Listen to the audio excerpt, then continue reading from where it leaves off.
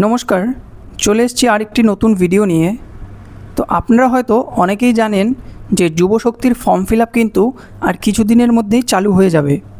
তো আপনারা যারা অনলাইনে ফর্ম ফিল আপ করবেন তাদেরকে কিন্তু ডকুমেন্ট আপলোড করতে হয়। তো সেই ডকুমেন্টগুলো যদি আপনারা ঠিকমতো সাইজে যদি আপলোড না করেন তাহলে কিন্তু সেগুলো আপলোড হবে না। তো এগুলো কিন্তু অনেকেরই প্রবলেম হচ্ছে ঠিকমতো ফাইল সাইজটা বানাতে।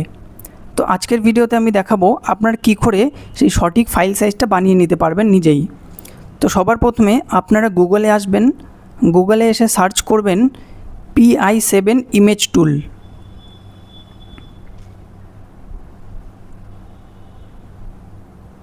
তারপর সার্চ করে নেবেন। একটু নিচের দিকে গেলে দেখবেন প্রথম যে ওয়েবসাইটটি আসবে তার থেকে একটু নিচে আসবেন। নিচে আসার পর এখানে দেখুন কম্প্রেস ইমেজ টু 50 KB, এর মধ্যে আপনারা ক্লিক করবেন।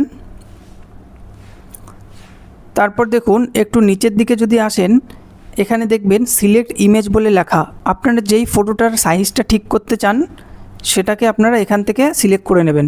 এখান থেকে সিলেক্ট ইমেজ করে সেই ফাইলটা ফটোটা আপনারা সিলেক্ট করে নেবেন। তো সিলেক্ট করার পর এখানে ডান করে দেবেন।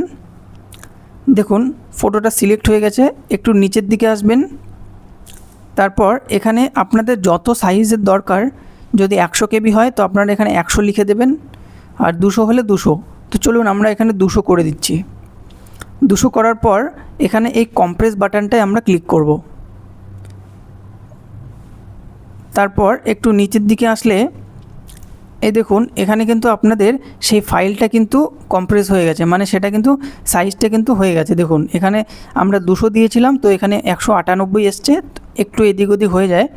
তো এখানে কিন্তু দেখুন আপনার সেই ফাইলটা কিন্তু এত কেবির মধ্যে চলে এসছে। তো এখানে যদি আপনারা চান তবে কিন্তু আপনার ফাইলটার নামও কিন্তু আপনারা এখানে দিতে পারেন।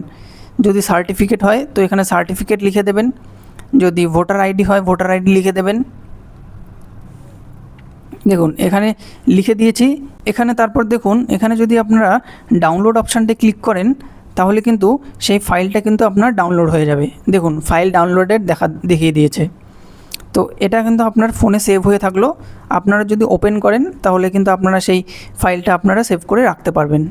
তো এটাই হলো ভিডিও। এভাবেই কিন্তু আপনারা সেই ফাইলগুলো আপনাদের বানিয়ে নিতে পারবেন ঠিক কেবির মধ্যে। তারপর সেগুলো কিন্তু আপনারা আপলোড করে দেবেন। ধন্যবাদ।